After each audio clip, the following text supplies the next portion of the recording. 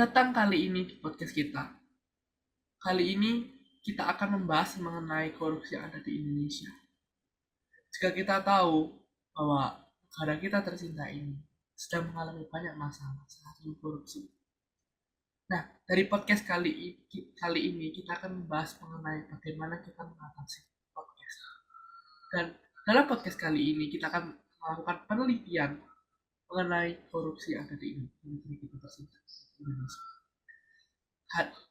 Hari ini kita akan bersama dengan Bapak Haris yang hadir di sini dan juga Ibu Libi yang menjadi narasumber kita untuk melakukan penelitian kasus korupsi mengenai penelitian korupsi yang ada di Indonesia. Oke, silakan perkenalkan diri pada Bapak Haris. Ya, sebelumnya saya ingin berterima kasih dahulu karena sudah diundang untuk mengikuti podcast ini. Ya, saya Haris.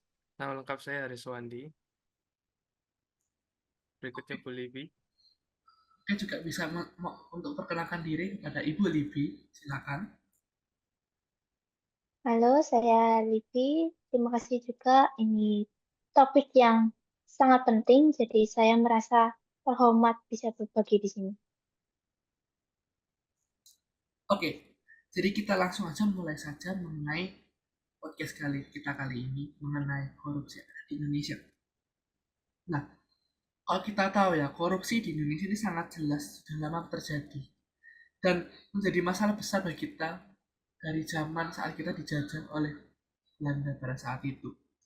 Nah, menurut dari kalian, apa sih akar dari masalah ini dan kenapa korupsi masih merajalela di negeri kita? Mungkin Bapak Haris bisa memulainya terlebih dahulu. Eh, Oke, baik. Menurut saya, salah satu akar dari korupsi di Indonesia adalah disebabkan oleh lemahnya integritas dan minimnya pengakuan hukum di Indonesia ini. Juga sekarang tuh adanya budaya yang sudah terbangun di masyarakat di mana orang tuh melihat korupsi kalau suatu hal yang biasa gitu. Nah, sehingga korupsi ini juga bisa terjadi karena ada kesempatan dan lemahnya kontrol baik dari pemerintahan maupun di masyarakat. Selain itu, kita harus ingat bahwa ketimpangan ekonomi juga dapat memicu bahwa orang akhirnya tergoda untuk korupsi. Oke, baik.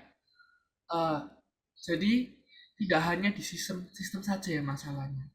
Tapi juga dari mentalitas negeri kita yang sudah dibangun sejak zaman penjajahan kita oleh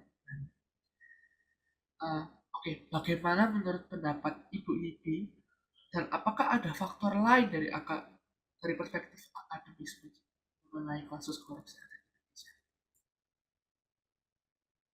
Menurut saya, secara akademis ada beberapa faktor yang mendukung tumbuhnya korupsi. Jadi ada salah satunya adalah lemahnya transparansi dalam birokrasi dan pemerintahan. Dan juga ada rendahnya literasi hukum masyarakat juga menjadi penyebabnya. Jadi banyak yang tidak tahu apa saja hak-hak mereka. Maka dari itu akibatnya mereka nggak sadar ketika hak itu dilanggar. Jadi sehingga pendidikan anti korupsi yang belum merata itu bisa jadi masalahnya. Maka dari itu upaya pencegahan korupsi itu harus dimulai dari pendidikan sejak dini. Baik, terima kasih untuk tanggapannya pada Ibu Libi. Oke, kita lihat ya, kita sudah melihat dengan jelas ya.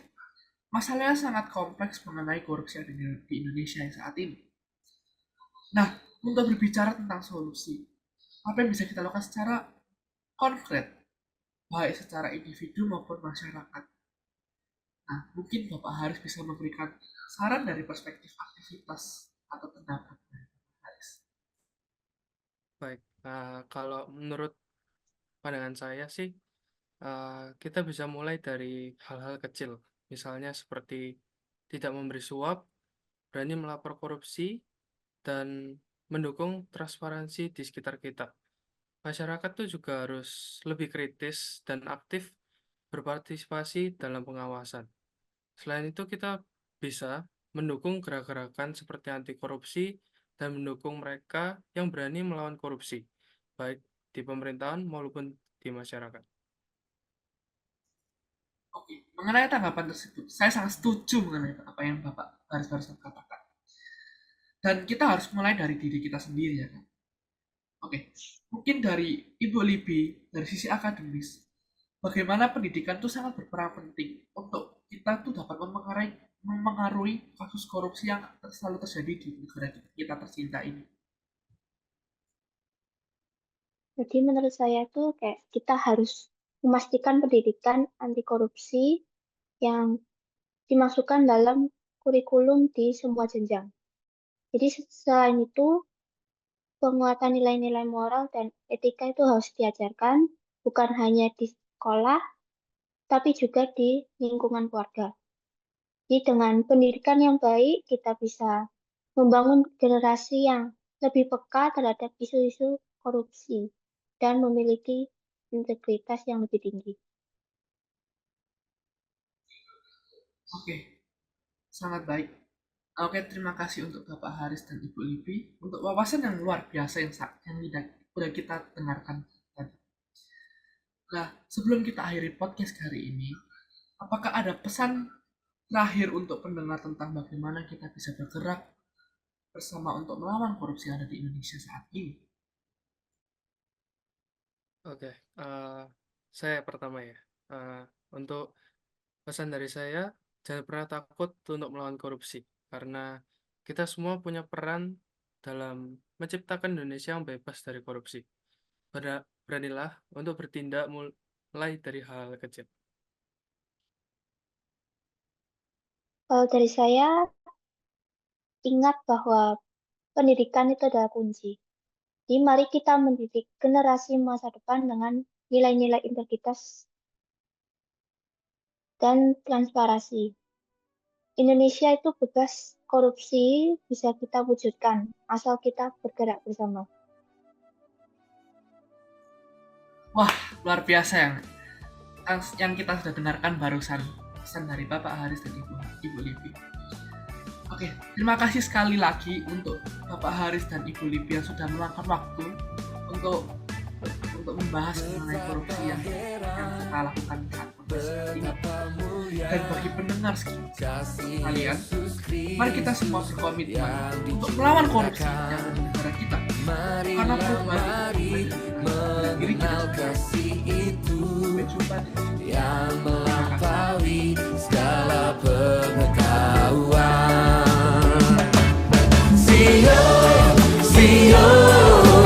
Sio manise, ada semua disayang Tuhan Yesus. Sio manise, ada semua dicinta Tuhan Yesus.